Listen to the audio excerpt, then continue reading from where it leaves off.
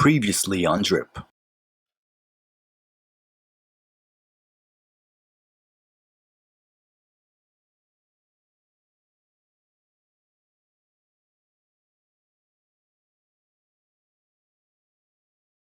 Hi guys, Vince here and welcome back to Drip. In today's video, as you can see, we have a new setup. We have a new rack and we have new tanks. And ito yung pinakabagong project ng Drip by Vinci. This is called Black by Drip. Obviously, dahil black lahat ng tanks ko, well, as of right now, it's not yet that complete. Pero eventually, in the future, makukompleto din natin to. This is just part 1 of Black by Drip. And I want to show you guys kung saan ko binili yung mga ginamit ko dito sa aking setup. Everything from the rack to the tanks, the sponge filters, lahat-lahat na. So if you guys are interested to see kung paano ko binuo itong setup na to, let's drip.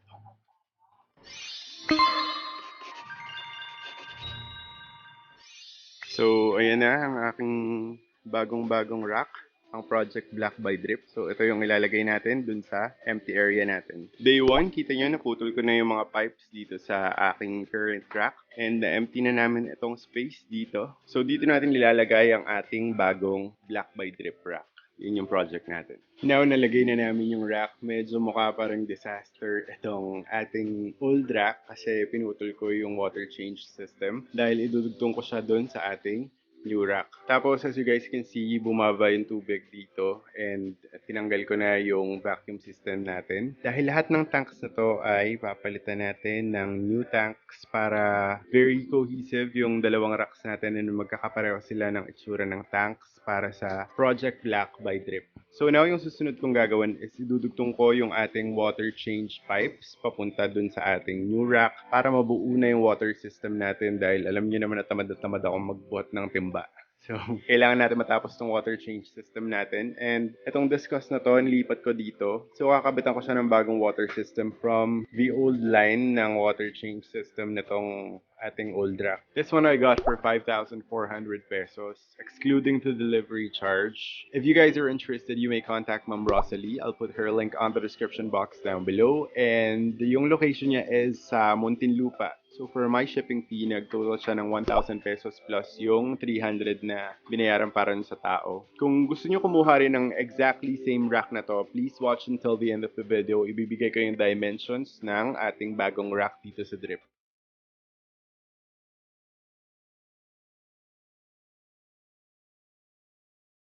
Yung nagustuhan ko dito sa rack na to is dalawa yung suporta niya dito sa loob. Yung unang rack kasi na pinagawa ko, wala siyang support dun sa ilalim. Like, harap and likod lang. Ito meron siyang support na dalawa. Like, pinalagyan ko talaga kasi 9 tanks yung papasok dito per layer. So, this will be a total of 36 tanks.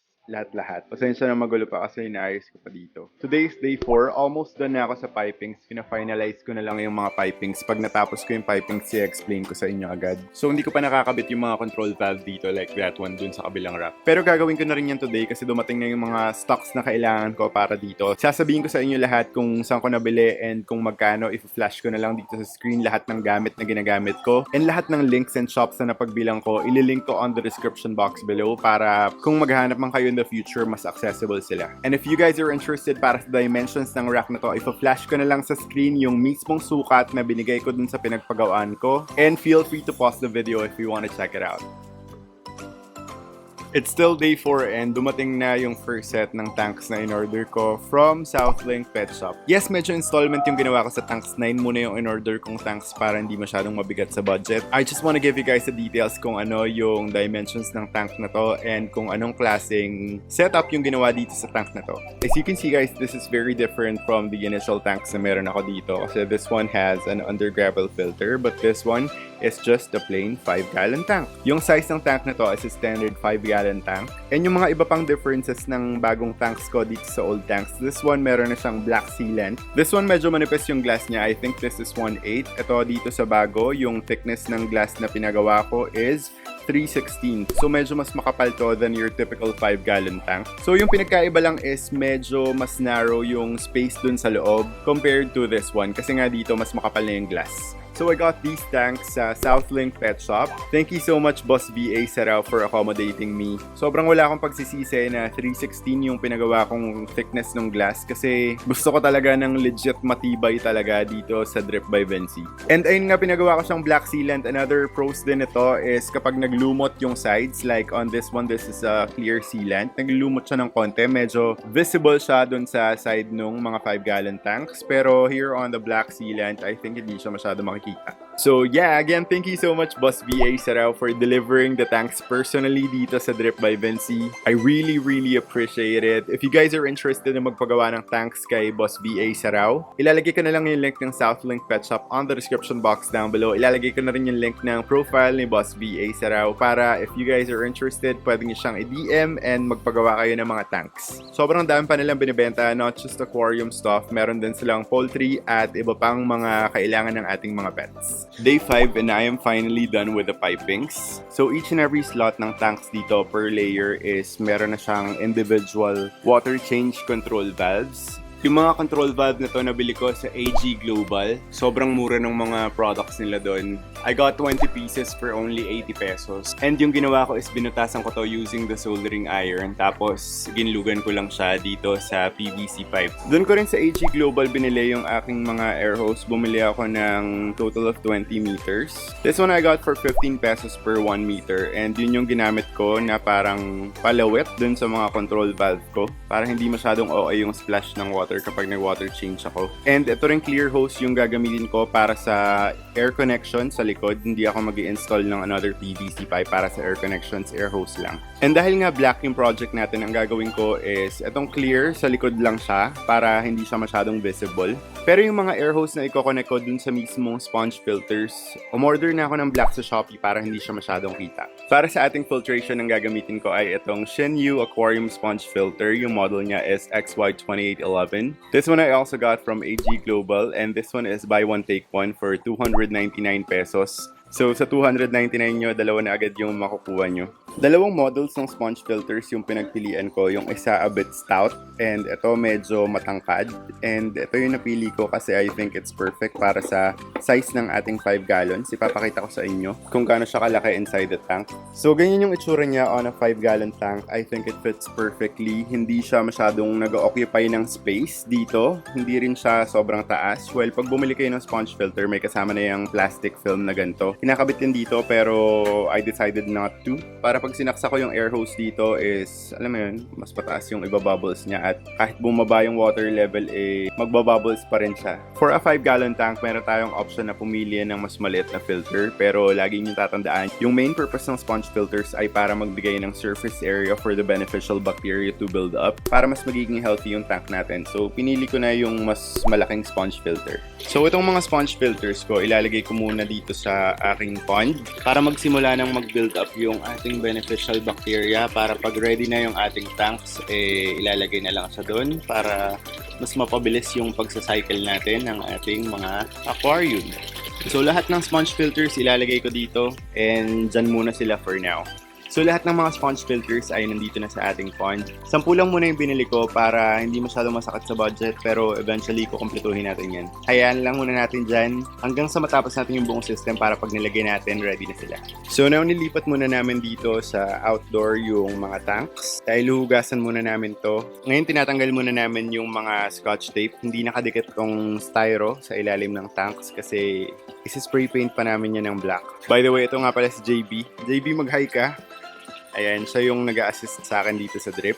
So, dalawa kaming nagtatrabaho dito sa mga tanks na to. After namin tanggalin yung tape, babanlawan lang namin ng konti, tapos papatuyuin, tapos ready na to for spray paint. The reason kung bakit hindi nakadikit yung styro is dahil black matting yung gagamitin ko dito sa ating mga tanks. Dahil nga Project Black by Drip. So bumili ako ng black matting sa Aqua Air Parañaque. Thank you so much, Boss Ian. This one yung thickness na to is 6 millimeters. And I got this one for 35 pesos per square feet. So dito sa isang layer, a total of 9 5-gallon tanks. This one is 9 square feet and this one would cost you 315 pesos per layer. So apat na ganun yung binili ko para sa lahat ng layers para hindi na tayo naka-styro. Gusto ko kasi black yung kulay. I think sobrang sleek nito and ang elegante lang tingnan talaga pag black. So again, thank you so much Aqua Air Parañaque, Boss Ian. If you guys are interested, I'll put their links on the description box down below. Ilalagay ko na rin yung Facebook page nila. So now, binabanlawan muna yung mga sides ng tank para malinis na siya bago mag-spray paint.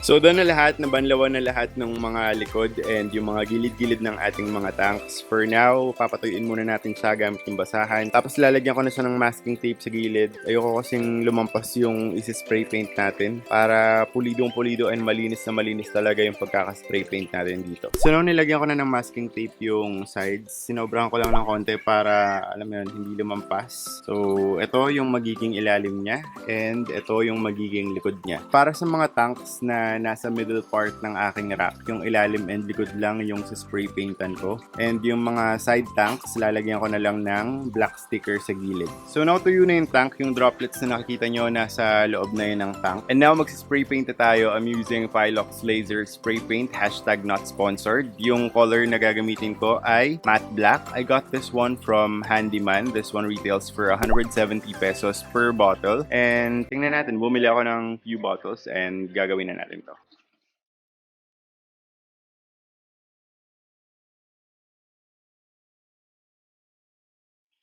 So ayan guys, done na yung first coating natin dito sa ating mga tanks. So papatuyuin lang natin to saglit and magsa-second coating na tayo.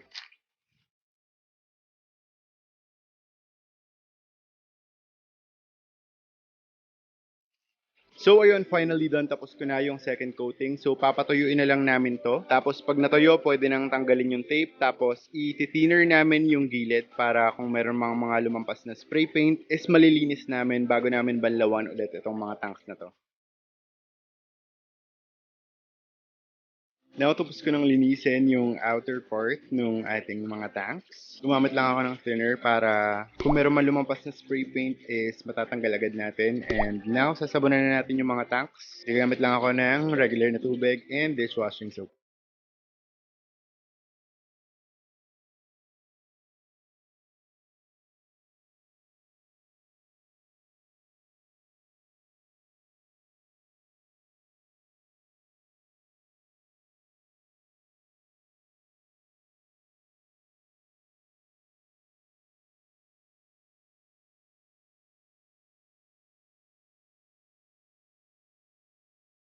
Now guys, ika-cut na natin itong black matting na nabili natin sa Aqua Air Parañaque and ito yung ipapalit natin dun sa mga styro na nakalagay dun sa ilalim ng ating tanks.